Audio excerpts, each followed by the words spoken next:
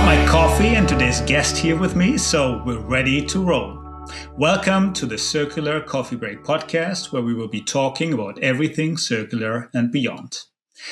Now, as always, we're really eager to get your feedback, your ideas, your thoughts about the podcast. And it's actually what helps us determine the guests, the topics that we cover. So keep the feedback, keep your input coming. You can either leave a comment on our webpage, circularcoffeebreak.com, or you can drop us a note at circularcoffeebreak@gmail.com.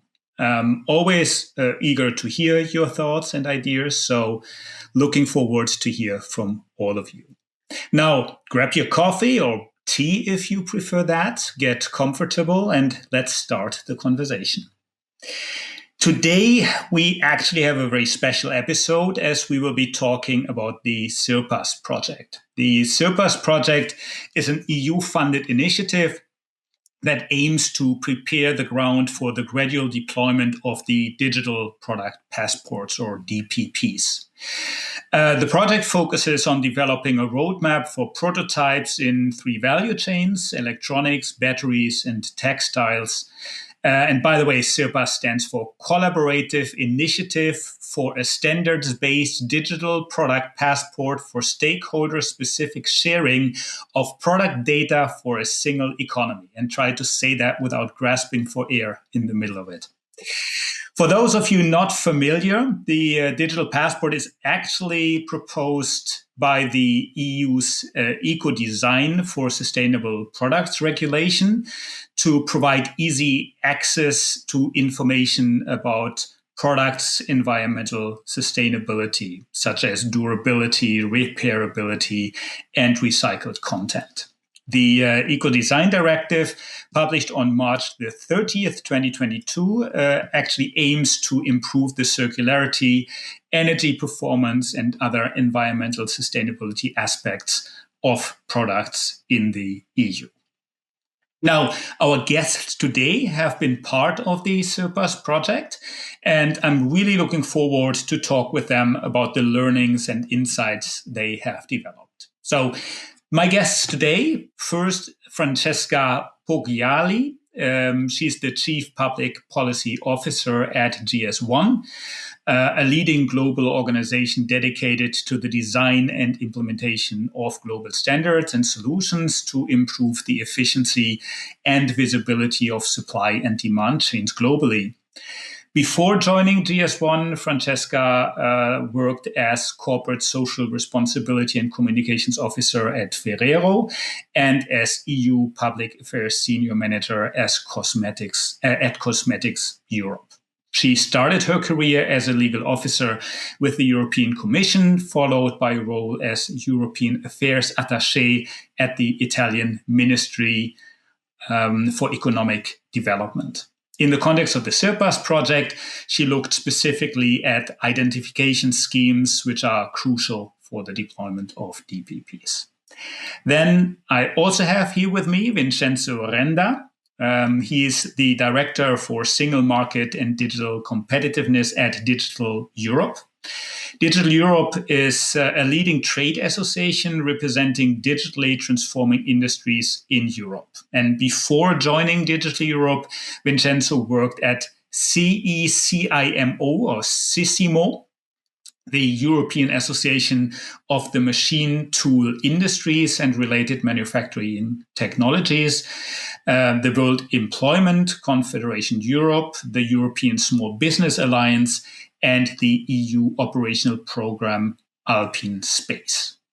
In the context of the CIRPASS project, Vincenzo looked specifically at the mapping of legal and voluntary requirements and the screening of emerging DPP-related pilots. Welcome to the show, Francesca and Vincenzo. Francesca, to get us started, could you maybe give us a brief introduction to the CIRPASS project and the broader idea of digital product passports? Sure. Thank you so much for the invitation at first, and thanks for having me and GS1. So we've been a proud member of CIRPASS, And I think CIRPASS has had the honor and the responsibility to be the first public funded consortium to deliver roadmaps for the digital product passport. So we've been working under an incredible energized environment and under the feeling that we are the first ones, which is a very unique status of mind.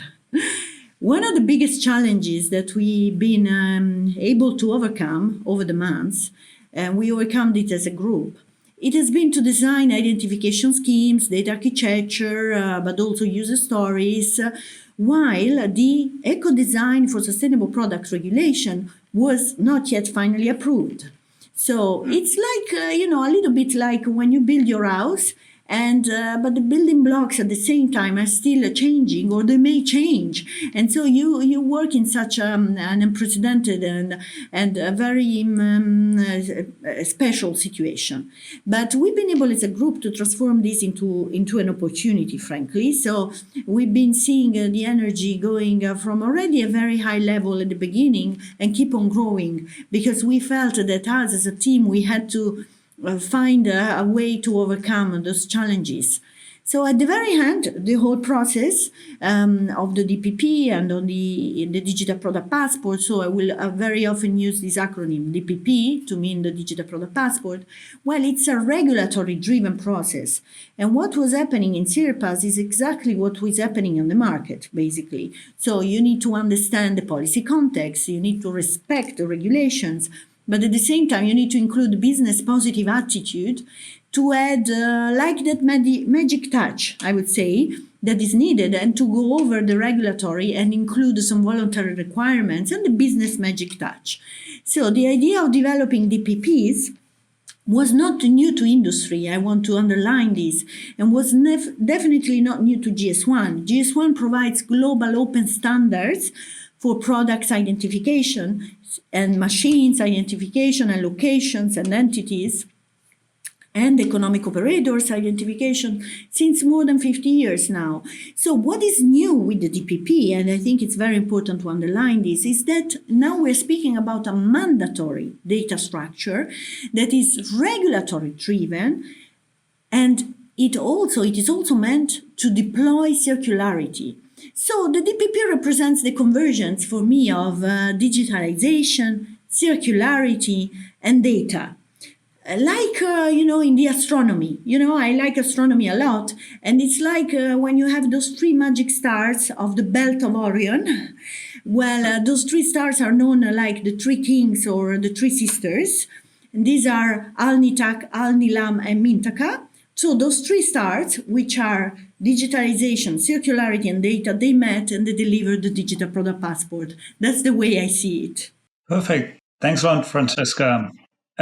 Vincenzo, Francesca just mentioned the regulatory and the voluntary requirements, and that's something you looked into specifically during the CIRPASS project. Can you maybe elaborate a little bit on these regulatory or legal and voluntary requirements that you have been looking at, and what do they mean in the context of digital product passports as well as the CIRPASS project? Yes, first of all, thanks so much for having me here. Digital Europe is a proud member of CIRPASS, so very glad to talk about the project today. This is a very important point in the project, and we've been exploring it in the context of the work package that really looked at the data attributes in the DPP. So maybe just I'll start off by saying that when Francesco already mentioned there is a regulatory requirement around the DPP, that means that basically the EU said that there will be a number of data attributes that will need to be included in the DPP along a number of different fields, right? And those specific data attributes that will need to be included are not yet defined. They will only be defined in a subsequent stage through implementing measures. And so CIRPASS' goal was really to help, guiding the Commission on what could be those information attributes to consider. And the work there has been quite interesting, I have to say. It's important to highlight that, CIRPASS, and I think this is really really an added value, has a very heterogeneous group of actors. So we have different type of players that are, meeting to define what could be, how to facilitate the uptake of the DPP. And so we as industry had our views, we had researchers, we had academia, we had NGOs. So it was a very, very rich discussion that we really appreciated. And, when it comes to this legal and voluntary requirements, CIRPASS came up essentially with, a breakdown, in a number of surveys, all the results, and the project came up with 3 broad fields. One is so-called key data, let's say. This is data that is basically pretty relevant when it comes to the ESPR goals, right? So to really accelerate eco-design and broadly circular economy. And it's the type of data that is highly relevant for the purposes of meeting those regulatory requirements. There was another suggestion to explore conditional key data, let's put it like that, as the project has defined. And this is to say this is data which is potentially very important, but may also entail a high data generation effort.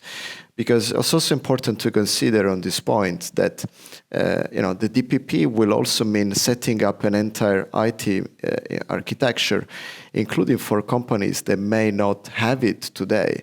And so it may entail, some cost elements, and maybe we can also discuss about those afterwards.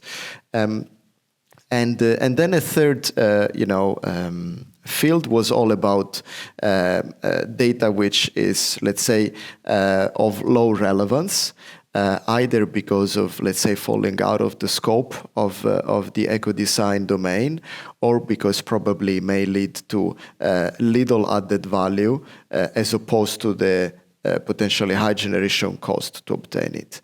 And so it was quite interesting approach that the project took. When it comes to high relevance, things like product identification, right? That could be one of the type of information that could be incorporated in DPP. And then there were a number of other data attributes that were explored as part of the key conditional data. What I would say here is that, as Digital Europe, we really see important to make sure that, all those data attributes are, first of all, quite clear when it comes to what is in scope. And so the mandatory information that the Commission will decide, to include in this DPP will be there. But it's also realistic. Right, because of what I've just mentioned, it will all be about also setting, the cost of investment in tracking new data points. But at the same time, the system of the DPP should be designed in a way that actors could include voluntary data that maybe is outside the ESPR spectrum here, but maybe they think is still important, right? And so being able to generate and include also the data in addition to what is in scope of the ESPR, I think that's absolutely important. We don't want to be in a scenario where companies will have to end up with 2 different, QR codes in their product just because one is only what is mandated in the ESPR and no more, and then the other is for what a company could consider, potentially relevant, but they cannot include it in the DPP QR code because, well, that is not possible. So this element of mandatory with voluntary data on top, that's, I think, absolutely important. And as I said, the project went as far as suggesting specific data attributes that later on the implementing measures could consider. Very interesting, Vincenzo, and I really like the very practical approach, considering what does it mean for companies to actually implement the requirements when it comes to data points, because it's always easy to demand data to be generated and to be documented, but it's a whole different matter to collect the data, find the data, and make sure you have the data correct and right at any given point in time. Now, in that context, you also looked at emerging DPP-related pilots. Could you share some of the findings from those pilots? Are there already many pilots ongoing, and what are the results? Also, you mentioned the cost element of that, which is naturally very important to consider. What do you see in these pilots? How are companies, how are different stakeholders in the implementation approaching the DPP or the Digital Product Passport related implementation work? Yeah, thanks very much. I think that's a very interesting point, and from the side of industry, what we've seen is a number of initiatives that companies have been exploring, within our membership, and now we have the DPP that is a regulatory requirement. So how those pilots that are, by industry, sort of liaising with and dovetailing with the ESPR requirements. That's a very, very important question. I would say in CIRPASS there were three main areas that we looked at in terms of pilots: textile, batteries, and electronics. And I think, if I can summarize really the discussions we've had there, it's critical to really start slow. What I mean to say is on a phased approach, and then gradually see, how we can expand the DPP. And so, in my view, starting small to then expand means also being able to see what's already going on in industry, or also by other types of platforms, and then being able to see how can the Commission help expanding those pilots. It was very interesting. We had this idea of collecting various pilots all over Europe and I think beyond, and really the number of initiatives that we have obtained was absolutely interesting. Now, there's a moment where all these prototypes and pilots, they will need to be at some point entering the market. And so that is the moment where I think it's very important to see what becomes feasible for circular economy. And I think, we can discuss all the benefits of the DPP because there are a lot, and what maybe is not necessarily implementable right now because of, the need also to build up expertise. In particular, I go back to the SMEs, right? So this is a supply chain effort, that of the DPP. It's not just the manufacture of the finished product. The data would entail, tracking down all the various components and subcomponents.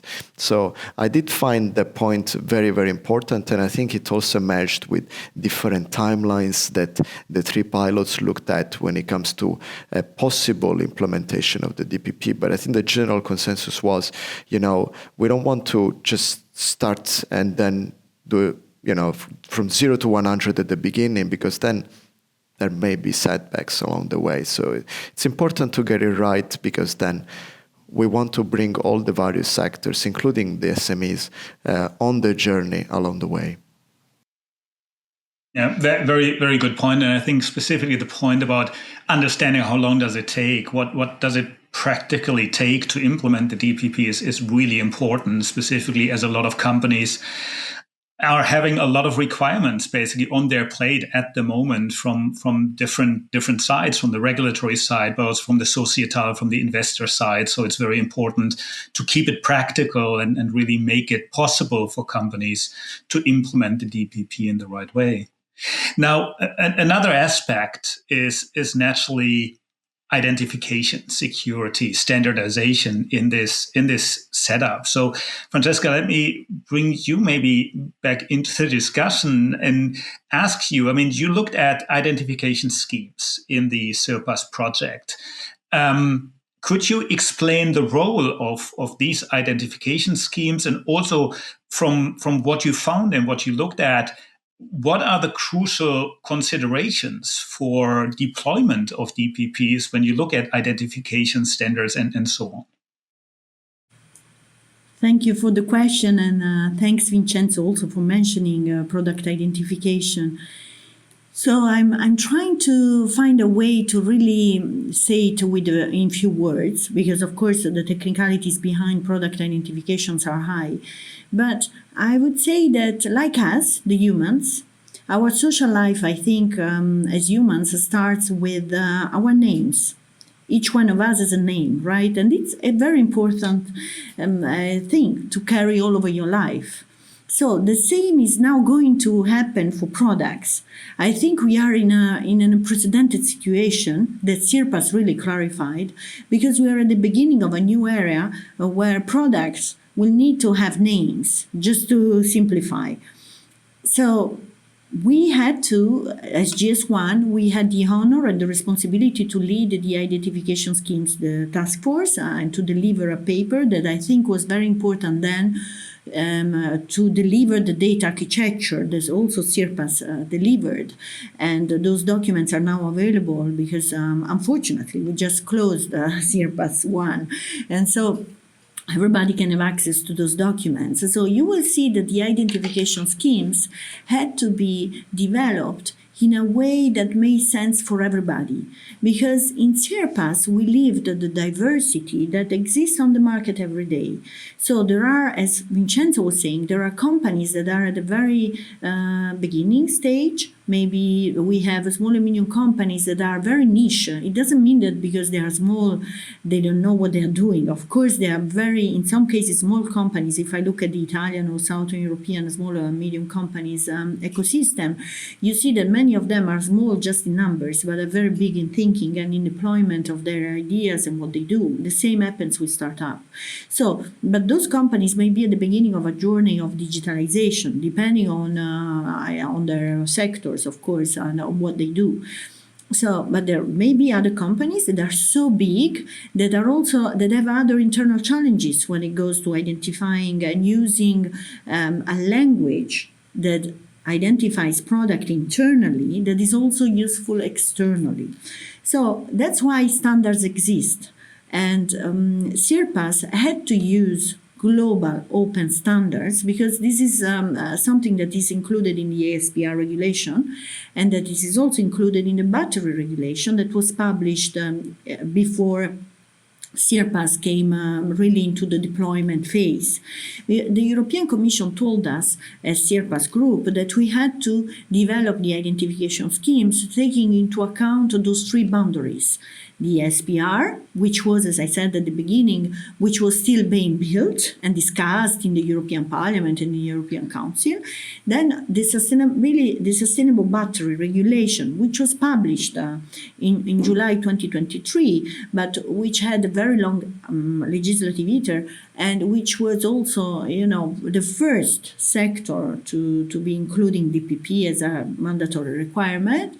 And then also the Senelec standardization mandate that the Commission provided to them, to Senelec. So these were our three red lines, and inside those three red lines, we had to develop those identification schemes in a way that should reflect what is already happening on the market, but also with a future vision of what the technology can bring in the next future. And again, this was kind of a challenge, but it was also kind of, as a group, it pushed us to be also future-proof and oriented to the latest technologies, and have great debates on what is a dream and what is already possible and what can be in between, developed by legislation. So we ended up by developing 12 requirements for identification of products, of economic operators and facilities, only based on those three red lines that the European Commission developed, and based on what the market is already able to produce today. Because, as I said, the idea of identifying products is definitely not new for companies and not new for standards. So, but we have to match it with the regulatory demand, which was at the same time being developed. And so we ended up with 12 requirements, and today, unfortunately, there is not enough time, and the document, as I said, is now available. But I would like to focus a little bit on the first two of those two requirements. The first one is uniqueness. and the second one is interoperability. So what does it mean to have unique product identification?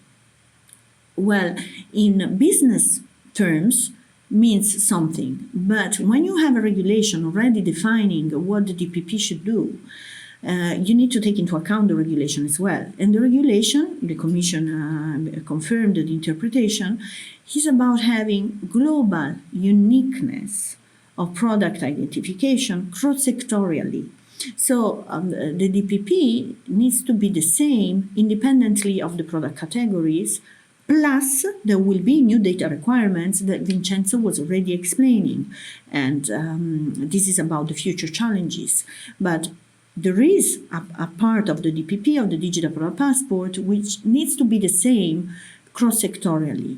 And it needs to be unique. So it means that, like us, the humans, if you go to an airport, the passport that you are showing in no way can overlap with another passport. You are maybe a citizen of one European Union country, and maybe you are another citizen of a non-European Union countries, and those numbers will never coincide.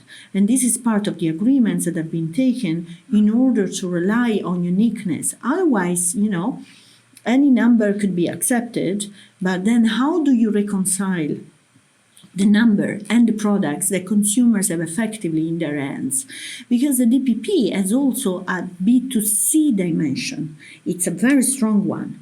The regulation says that consumers will need to have access through data carriers to the DPP, to the Digital Product Passport. So it means that B2B and B2G and B2C have now frontiers that are becoming more and more fluid.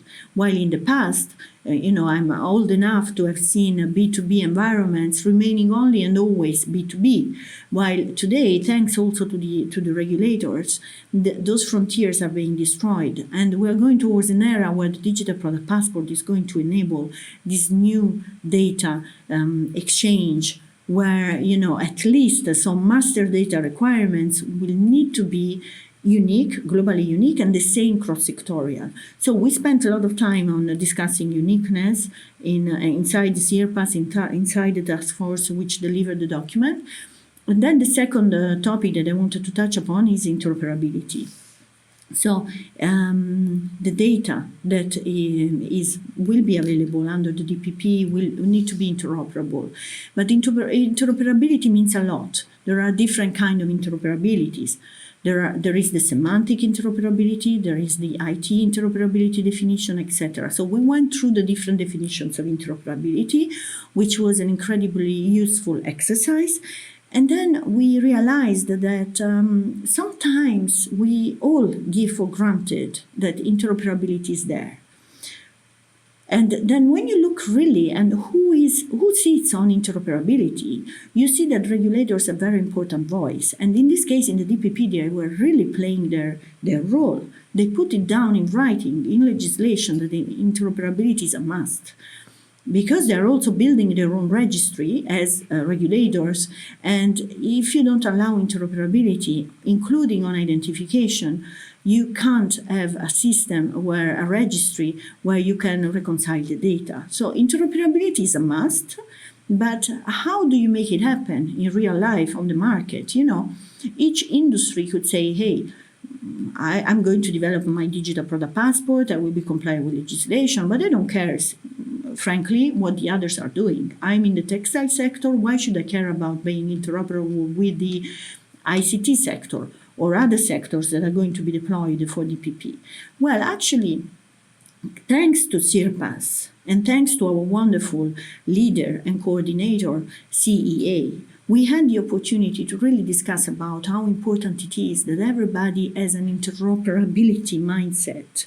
And for us, we are a standardization body, and interoperability is really a principle that we apply in everything that we do. Because you can't develop a standard if you don't understand the other standards, if you don't understand what business does on the market. So you need to be, of course, by nature, interoperable. And interoperability is one of the GS1 architectural principles. But For many others, it was not as obvious as that. So we had to build on having a real interoperable identification scheme in order for the DPP in the future to be really cross-sectorial and make sense and put all the sectors on the same level playing field. Because the European Commission was also clear, and the co-legislators have been clear, so the European Parliament and the European Council, in making really evident that there should be no discrimination between a sector that has already, maybe advanced in data and another sector which is laying behind, but maybe is more advanced on green, for instance. Well, they made it very clear that the DPP is not going to be an instrument to discriminate a sector or to, and that's why the identification schemes has also to reflect this. And interoperability has been our polar star. So we're looking forward to see how this will be, of course, deployed on the market. Thanks, Francesca. I think this is really interesting to hear how interoperability identification is really relevant in this context. And we're actually talking digital. We're talking about the digital product passport. Okay, it's time to end this episode of the Circular Coffee Break podcast. And for a change, we're actually doing a double episode. So this was the first part of my conversation with Vincenzo and Francesca. And the next part of the conversation will be coming in 2 weeks' time. So keep an eye open for the next part of the conversation around the CIRPASS project. In the next part, we will focus more on talking about like the implementation, the background, and what will be coming next for DPPs in the context of supply chains. Now, thanks to all of you for listening today. As always, we hope the episode was interesting and gave you some new ideas and insights on CIRPASS and the DPPs. If you like the podcast, you can help us out growing the Circular Coffee Break community by giving us a 5-star rating and a positive review on your favorite podcasting platform. And as always, please remember to subscribe to stay in the loop on new episodes. As mentioned, the next one basically continuing our discussion around the CIRPASS projects with my guests, Vincenzo and Francesca. I'm looking forward to seeing you all here at the Circular Coffee Break podcast.